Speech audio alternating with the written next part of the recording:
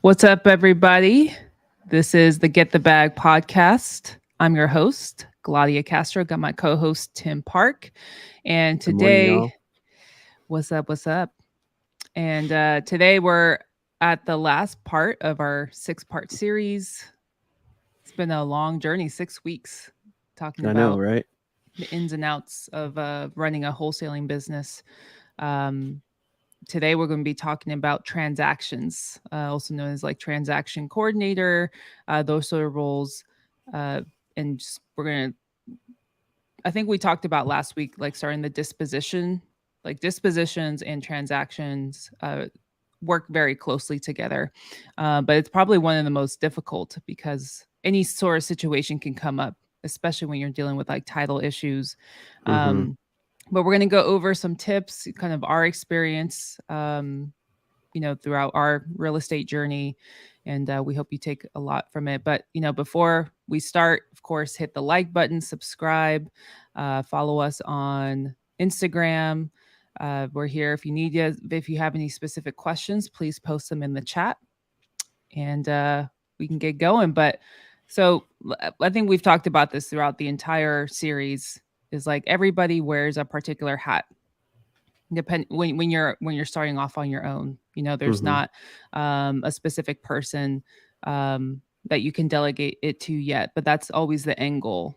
But the transaction coordinator is actually one of the most I think one of the most difficult positions or sectors of this business, because again there's so many moving pieces with it. It's not just like when we talk about acquisitions, it's just solely the seller, right? I'm focusing on talking to the seller. With the transactions, you're possibly talking to the seller, the buyer, the title company, maybe the county if you're dealing with like some title issues. You're talking to code enforcement. You can be talking to the bank. Mm-hmm. It just really depends. So there's it's not something where you can read or even watch this episode and be like, okay, I know what to do now with transactions, because a different scenario will come up. What sort of scenarios have you dealt with, Tim, in dealing with like the transaction coordination or coordinator, that kind of stuff? I think maybe some miscommunication on like with the title company or with the escrow company on who they contact and when they contact them, and because you're working both the seller and the buyer side, so you just want to make sure that you're on all the emails going out for that, and just having that upfront communication with the escrow company and making sure they know how to handle like an investment, um, like an investor friendly deal. So Hmm. that was one of the main issues I ran into early. But you kind of learn from that, and you kind of have you set the precedent with them when you lock up or set up the escrow account with them, right?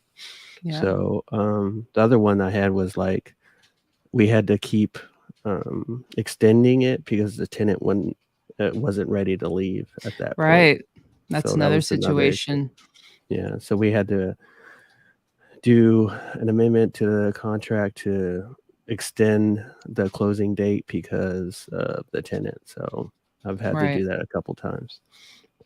Yeah, anytime you're dealing with tenants, that can be very difficult, especially in transactions. It could be like titles ready to go, buyers ready to pay, right? Ready to close. Hmm. You're ready to get your check. You're already kind of thinking, how am I going to spend this money? Like Right. Right. Chris talks about that a lot in his group, saying like, when you just sense or smell the finish line, you're just like, oh man, yeah, what can I do with 10 grand or 50 grand, whatever the case may be. And then it's like shit hits the fan. It's like the Hmm. tenants aren't budging the cash for keys that you set, which is another method you could do to like really close out with tenants, especially if they're on the month to month. Cash for keys is basically, for those who don't know, where you offer the tenant some money or Hmm. a service that they need, like whether it's like, hey, I need a moving truck or I need a storage, whatever the case. But these sort of scenarios are going to come up, and you have to, like, when you're on your own, it's really difficult. This is why we recommend, partnering up with somebody that you trust and like that they'll pull their weight, because you know when you're just dealing on this, you're not focusing on bringing on new leads, right? You're just focusing Right. on closing that deal because you're so invested, especially if it's like a 50K deal. Mhm. Um, I'm sure there's many people I've lost out on a potential, I think, 30K deal because of just issues with title, where it's like the previous sale didn't go correctly. There are some issues involved, and then like they did a quick claim deed, which basically means you pass over the house to somebody, but there's no money Mhm. involved, right? Right. Um, and so the title becomes really messy. So when you actually go through a title, they're like, hey, there's still a mortgage balance of like this much, and you got it under contract for this much. And so you're having to really navigate and learn as you go. But this is the kind of most important time where you have to be really firm and like, just being confident and learning every step of the way. So those are some basic scenarios that, we've dealt with, but the title company that you choose is going to be the most important. Um, and I think we've talked about before too, is there's different ways where you can find investor friendly title companies. If your Mhm. title company doesn't know who, like wholesaling or assignment contracts or double close, mostly assignment contracts, you probably don't want to work with that title company. Um, and there's, you can ask around on Facebook, you can do bigger pockets, Yeah. anywhere, and making phone calls to them. Hey, do you guys do creative deals? Do you guys do assignments, wholesaling, that kind of stuff that really helps them know who they're working with? You can just say, hey, I'm an investor in this area, and I also wholesale. Do you guys do assignments? Do you guys do, you can list off what's needed. um, because I've dealt with a title company that knew about assignments. So they were like, yeah, that's fine. And then like, but asked too many questions once we got down to the like closing things out of like, wait, Right. who gets the assignment fee? I'm like, what are you talking about? I get the assignment fee. Like, Mhm. that's where you have to educate and be on the title companies if you have to. If you have a good title company, you don't have to follow up with them. Like they're on top of it. They respond Right. really quickly. So those are just a major things, but the title company is key in closing your deals. They'll kind of know like how to navigate the scene with the buyers and the sellers. Um, but you don't want your title company being like, oh, here's the assignment fee, to your seller. Yeah, I've gone Things can go through a pretty bad. couple escrow companies too. I mean, like, or title companies, and it's been, you know, uh, you got to find the one that works for you, and especially the one that can communicate and make sure that they're responding back, because sometimes, they might not hear back from title yet, or they haven't run the title yet, and you just didn't know those things, to keep Right. the seller and buyer updated as well too, because you know the worst thing you can do is not communicate with the seller, and then the day before close something happens and you didn't communicate that to the seller, and you're not going to close on that date. So Right. you definitely have to set the expectation of it's the communication part, at least, and the having the right title company is crucial for that. And Yeah. once you find one, stick with that person or that particular company. Right. Yeah, it'll be a lot easier. You're kind of building rapport, and any relationships that you create, and we've talked about networking as well, is you want to take care of the people who take care of you. So the title company is like, helped you through a tough deal or something, and like, send them a gift basket. That's something I'll definitely be doing. Because sometimes if it goes seamless, like even those, like it's really nice to send them a gift card or just a thank Hmm. you card or whatever it is. Those little things make a difference.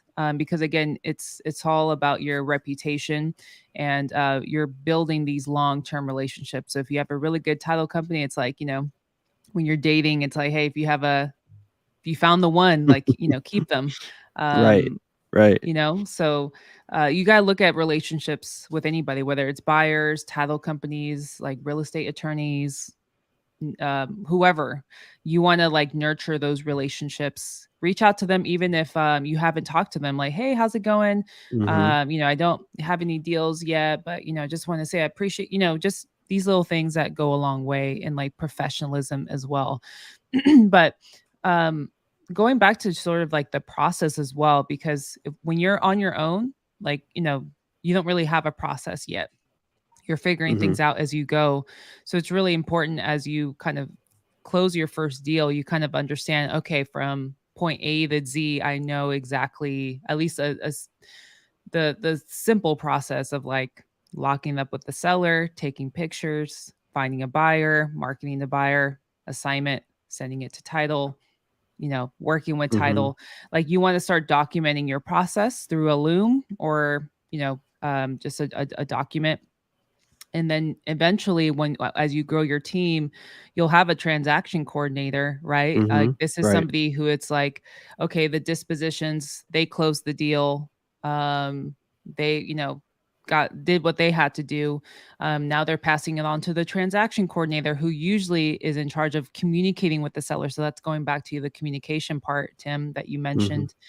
They're talking to the seller of like, hey, my name is Gladia.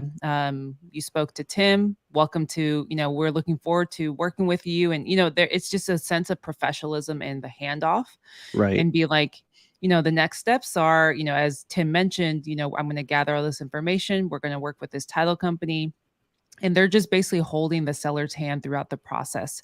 So if the title company comes back and is like, hey, Gladia, like there's some issues here. I need this from the seller, or I can reach out to the seller. A lot of times people have found like I don't even use a transaction coordinator. I just find a really good title company that does the follow up for me and reaches out Mhm. to the seller. That's a good way to save some money too. But I think, I mean, it definitely varies on your business. But if you find a really good title company and set the expectations with them, like, hey, we're paying you first off. Mhm. Like, Exactly. I would expect you to, call the seller once I send you over the agreements, um, and walk them through the process. If there's any issues, CC me on that email with the seller. Just stuff like that that really saves time. But you have to be ready and document issues that come up so that you have that ready. So for us, it would just be a scenario of document where it's like, hey, if this happens, here are some Mhm. solutions that we can implement. Because sometimes if you open up in another market, a whole nother title company, the same situation will be handled differently. So sometimes you have to educate the title company, which you never want to be in that position, but sometimes it happens. So Right. if you've been through a scenario before, you can walk the title company through like, oh, this is how we handle it in this case. You already have that documented. So those are some things that I've started noting, not just in my having it in my head of like, okay, what happens if I want to do a small claims, or I have to go Mhm. in and do a quiet title, like Right. which I had to go through. Now I know how to do that. It's documented, at least like the basic steps of that. No, that's super important because there's a lot of issues that come up during closing, and the more you document that, the more you would know how to handle it, or your transaction coordinator will know how to handle that because you went through that process, and then you also have it written down. One thing I Right. would like to say is like any issues that come up and you have to communicate with the seller or even the buyer, even though you make the phone call to do that, send them an email so it's in written form and Right. you've reiterated that you contacted the seller to make sure. So it's, you know, it's on record that you informed them that this was the case, what happened at in title, whatever, if it's a lien or whatever the case may be. Right. So I think that's another important aspect of communication, is that making sure you back up your what you say on the phone with a follow-up email. Yeah, that's a really good tip. And likewise for the title company, they should know, hey, we communicate with the seller about this. I mean, I've dealt with it too, where a title company will call the seller for something. And the best way is to either give me a heads up before, like, hey, I'm going to be reaching out to the seller about this. And then they should follow up with like, excuse me, how did the conversation go? Mm-hmm. Oh, this is what we needed. So I think that's really key in having that written communication, like you said, it should go both ways, not only from you in your communication with the seller, or the communication with the title company, that should also be communicated to the seller if needed. Um, because sometimes, like you said, there's liens, or maybe the payout or like the mortgage balance is a lot higher because there was an unexpected, like I said, there was a quick claim deed that happened, or there's three heirs on the property unexpectedly, so you're having to go in and diffuse this information. And that's kind of what a transaction coordinator does too, is like they're diffusing the situation happening with the between the seller, the title company. But of course, when you're on your own and you're wearing your Mm-hmm. transactions hat, you're having to be the one to diffuse it. Of like, say, the title company comes back and is like, actually there's $20,000 on top of the mortgage, we're going to have to, um, that's not going to work. Or, you're going to Mm-hmm. have to figure something out. And sometimes it's like, okay, I have to renegotiate with the seller or inform them of what's Absolutely. happening. And at this point, it's like, hey, it wasn't me. It's like, this is what's happening. So you have to frame it in a way of solving problems. That's all it Mm-hmm. is. Every sector that we've talked about, whether it's administration all the way to transactions, you're solving problems. So you have to really learn how to think outside the box. Critical thinking, I found, is probably the most important skill set in this business. Like, you have to always you're coming up with solutions every day, Right. and hope that you're just being more unique in terms of your solutions versus other people. Yeah, that's 100% because you just don't know what's going to happen during like a title search or even when I had one where the actual tenant left everything in the house, right? So they said they didn't want it. So that was an extra expense that the buyer didn't account for, Right. of getting rid of all that stuff. So that what they did was ask for a credit for that. So actually, that's a credit coming off of the price, right? So Right. we had to communicate that to the seller, and they were okay with that because they didn't want to spend the money and they didn't have the money to spend to remove you Right. know, all the stuff from the house, right? So they got a $5,000 credit, to get the dumpster, all that stuff. So, Right. and that was all done at, closing. Yeah, there's a lot of things that's going to come up at closing, especially when it comes to like tenants. Just because, and this is why it's really important that you check in like prior to closing. You either write in your agreement saying, we'll confirm vacancy at closing, or a couple of days before closing, because things come up. Sometimes it's like you go in there expecting it to be vacant because the tenants were supposed to move out, and then all of a sudden the tenants are still chilling, or they Right. change their mind, right? Especially if it's like a month to month situation, they change their mind. They're like, nope, no longer want to sell. Um, or I'm not moving anywhere. Mm-hmm. But it's like, and then maybe that's where you introduce cash for keys. And then if cash for keys initially you mention that and they agree to it, and all of a sudden they're like, no, I want more. That's where you have to diffuse. You have to come up with a solution. And sometimes that kills deals too. It's like when Yeah. you're not so experienced, you're going to run into that. You're going to run into these problems. And sometimes when you're not experienced and you don't have a support system to like ask questions of like how you can solve problems, most likely not, you're going to cancel that deal because it's like, hey, I couldn't figure it out. And that's a tough Mm-hmm. situation to be in when you're starting out. Yeah. And, we all kind of lost deals, and, some of the deals that I lost were because of the liens that are on the house. They might have told you like, oh, there's two liens. It turns out there's four liens on it, and one of the liens they're not willing to negotiate or come down on, that price, and that over exceeds the actual purchase price that you have. So, I had to cancel that particular one, but we we have clauses for that as well too, for like keeping the EMD if we needed to, and all of that, just in a specific time frame, of course, right? So Yeah, totally. Um, yeah, I mean, I hope you guys are finding this helpful because it's really hard to be like, okay, transaction, this is going to be a very common case. I mean, we just kind of talked about common cases, but it's possible, like, you'll go in and it's a different situation. So we can't say like it's going to be like this every time. Anytime you get something locked up and you work with a title or real estate attorney, it's going to be like this every time because it's not. It's going to be something different every time.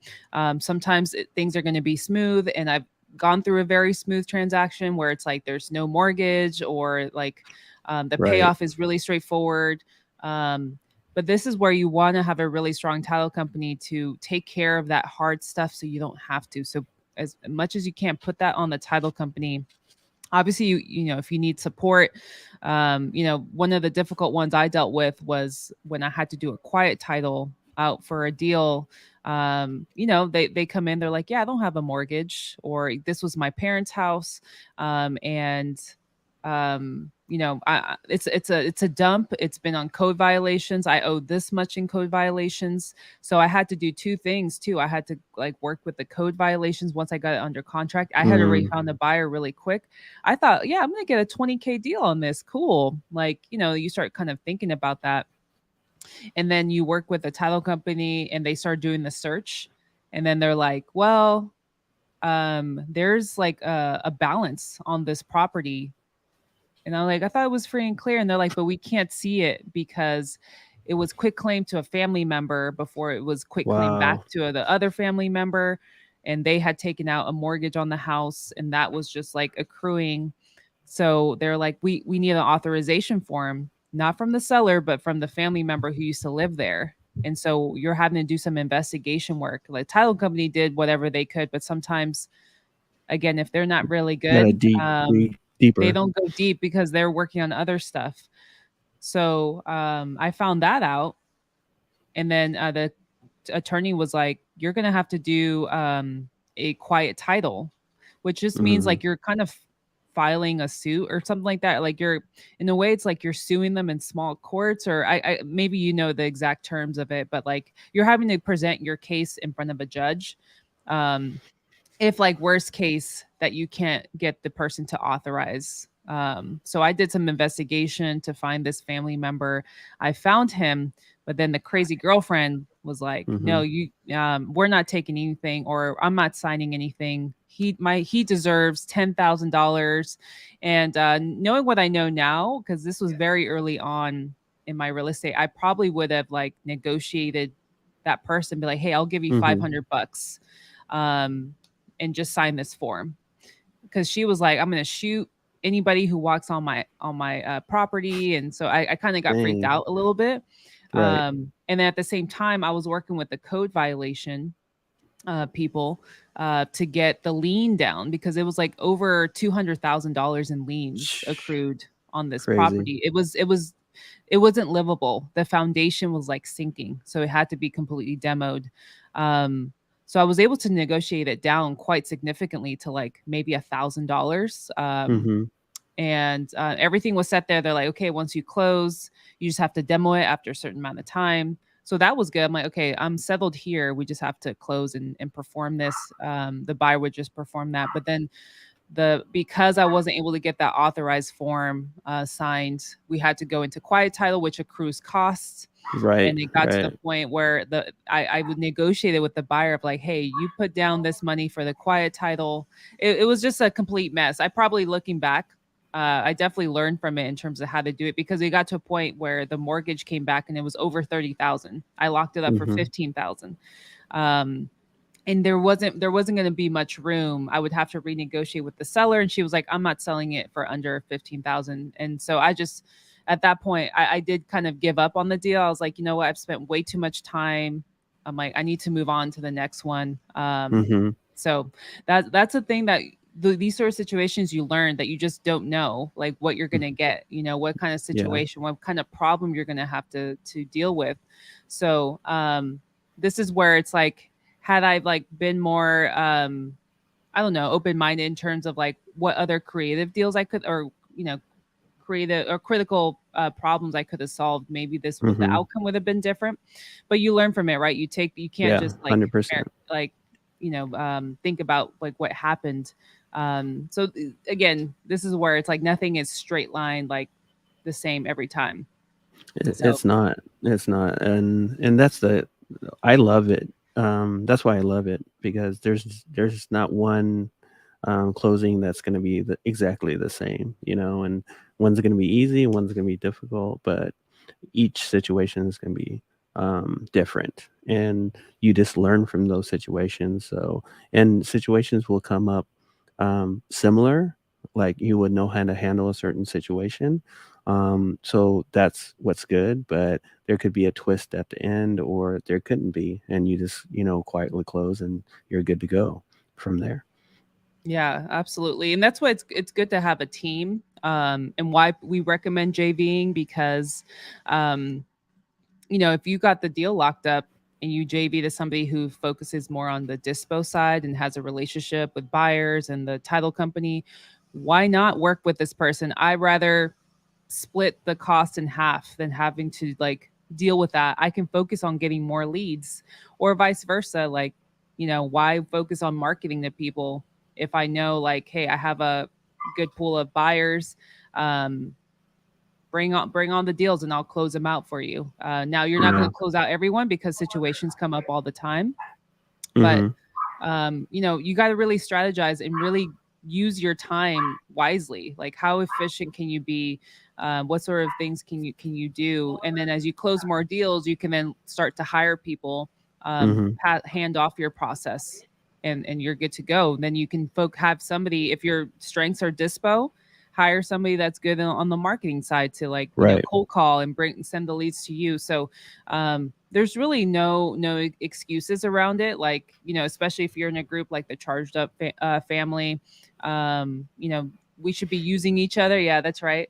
And or if you're not necessarily in a group, like, reach out to a more experienced wholesaler, whether it be us or anybody who's in your market, who you think, like, you can help, where you're like, hey, I have this lead, what do you think? Or I have this lead under contract. Could you help me out in finding a buyer? Or, I have this buyer. Do you have any deals? I mean, it's Hmm. the same thing also in commercial that we're working on too, right? Like, I'm able to, I found a buyer and I'm like, hey Tim, you have a deal. Let's, it's all like in teamwork when it comes Right. to any facet. You'll know this, like, in all the series that we discussed throughout the series, we've always said, like, team up, partnership, like, find your strengths and then work with somebody. Yeah, I think that's key too, and it does free up some time for you, because when you're actually closing and you're going through and communicating back and forth, and it does take a lot of time out of your, regular day to day with getting on the phones, or you know, um, driving for dollars, or whatever you're doing marketing wise to try to get these deals locked up. It takes away from that. So when you do JV, or you have a partner that you can rely on to handle that, or if you are lucky enough to do a transactional coordinator, then it's going to free you up with some time too. So, teaming up with somebody is a good way to, keep your marketing down, or your marketing focus, and then also get it to close. And then communicating with each other and making sure who's going to talk to who on it, or who's going to talk to the seller, or who's going to talk to the buyer, because that's really key on, making sure you're both on the same page on when something happens as well, when you're partnering up. Yeah, it's all in follow-ups no matter what. So, like, if you have a transaction coordinator, or you are the transaction coordinator for the time being, you're following up with everybody, right? You're following up with the Hmm. seller to let them know updating them on what's happening during the deal. If it's like, hey, still haven't heard from title, you should always do a weekly check-in with the seller. Obviously, if you're dealing with some issues, maybe it's much less, like every couple days, but you want to keep that communication open. And also with the buyer, because the buyer seller, they're going to be like, hey, where are we at with the deal? What's the status? If you can be proactive, you're relieving any hesitancy, any, like, questioning. It makes you seem a lot more professional because you have everything set in place. You're proactive about it. So as a transaction coordinator in transactions in general, you're following up constantly with the title company. You shouldn't have to follow up too much. The title company should be able to like follow up with you in terms of like, hey, this is where we're at, or we're still having trouble finding title. Like that happens too. Mhm. But that's where you want to kind of rely on a good title company that they could come up with some solutions too, because they go through tons of transactions and deals. Right. But yeah, I really hope you guys enjoy. We're at the 30 minute mark. Really hope you guys took a lot from this, because we still haven't gone through every scenario. No, It we may take haven't. us years. Like we've heard about scenarios, and that's what's really great is we can always go back to like people who've been in the game for a while and be like, have you gone through this? And be like, yes, and this is how I've done it. And so that's why it's important to like continue the network with other investors, wholesalers, join a group so you can ask these sort of questions, because you're going to run into these issues. You want to run into problems, basically. Like, you're Exactly. taking action when like you're having to solve problems. So always keep that in mind when you're like, why are these issues coming up? It's because you're making stuff happen. So keep that in mind, and just don't give up. Just keep pushing through these deals, and we're here for you. But Tim, did you want to leave the audience with anything before we Yeah, log off? I just wanna hear, like, if you're going through a process and, you've had something fall through or you've had something close, comment below on our YouTube channel, on some of the things that happened to you during this process. That could help someone else out, by reading those comments and, sharing your experience as well too. But Yeah, if you also have questions, reach out to us.